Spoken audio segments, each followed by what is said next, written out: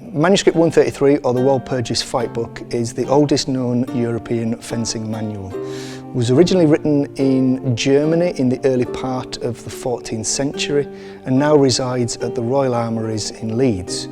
The manuscript details a system of fencing with a weapon combat system of sword and buckler, consisting of 7 custodia, wards or guards, and describes over 36 different sequences or plays.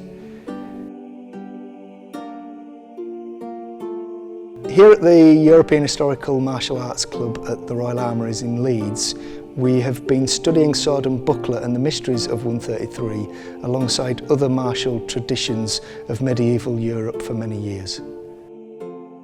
Hi, my name's Dean Davidson, this is Stuart Ivanson. We're from the European Historical Combat Guild and KDF here in Leeds. We're also active members with the Society for Combat Archaeology.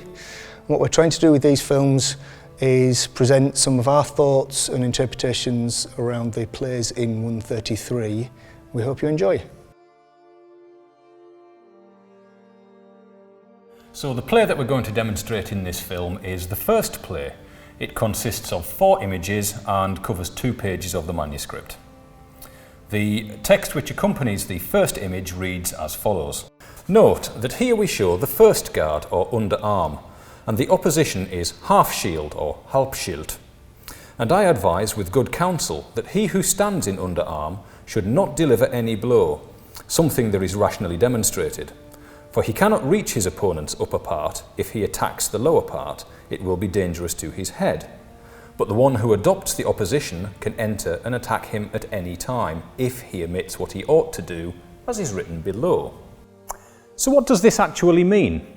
So, here the priest is told to take first ward. The student, in contrast, is given 2 options as a counter to first ward, that of long point and that of half shield. Half shield is adopted by the student, even though it is not one of the 7 previously identified custodia or wards. As the priest takes this position, they're immediately told that if they do nothing, they're in a disadvantageous position as the student will initiate a strike over the top. Conversely, the priest is also told that they should not aim at the lower openings of their opponent so as to allow their head to be hit during the process. Here we have a simple mechanical action where the student works over the hands of the priest to give themselves a geometric advantage. If the priest doesn't learn from the rest of the teachings, this will be a repetitive outcome, with the student winning each time from a more dominant guard position. The text which accompanies the second image continues. When half shield is adopted, fall under the sword and shield. If he is ordinary, he will go for your head. You should use a thrust strike, stichslag. If he counterbinds and steps, your counters should be a shield strike, schildslag. Note that he who lies above sends a blow towards the head without a shield strike if he is an ordinary combatant. But if you wish to learn from the priest's advice, then counterbind and step. So, this gives us a position whereby which, after the initial guards are taken and the student comes into distance, the priest is told to fall below the opponent's sword and shield. This action here would clear the line in order to give the priest a direct control of the bind. If the student is uninitiated or ordinary, they would then aim at the priest's head, at which point the priest would use both the sword and shield to deliver both the thrust with the sword and engage with the shield. This action here would achieve such an outcome for the priest. The student knows that this is a disadvantage, so the student takes the opportunity here of counterbinding the priest's sword.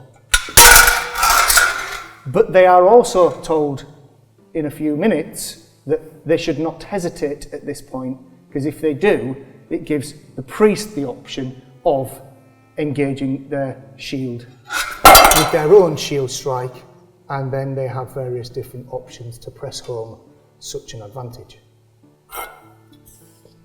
The text which accompanies the third and fourth images of the play picks up just after the student has counterbound and stepped, and reads, "Note that here the student counterbinds and steps, so that he can get a shield strike as follows. But let him beware of those things that the priest should do, because after the counterbind, the priest will be the first to act. Note also that the student has nothing he can do but a shield strike, or to use his left hand to envelop the priest's arms, i.e. his sword and shield." So here, the image has been flipped. This is often beneficial in 133 as it gives us the option to visualise an alternative perspective of the play in action. The priest begins in first ward, the student in half shield, the priest falls below the sword and shield, the student counters and engages with their buckler using a shield strike, creating an opening for them to aim at the priest's head. An alternative action that the student is given is to use their buckler to envelop the priest's sword and shield during that action.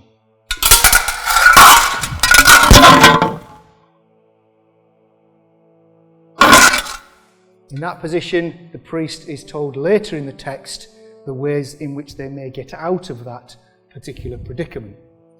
But what we will do is take the play right back to its beginning and run all the way through without any additional commentary.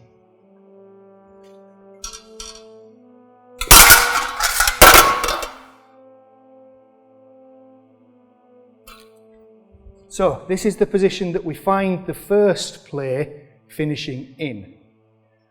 At a latter point, the priest is given 3 additional options as counters to the opponent, and we will look at those in subsequent videos. So we hope you've enjoyed this first video that we've delivered under 133. There will be more to follow, and thank you very much for watching. Thank you.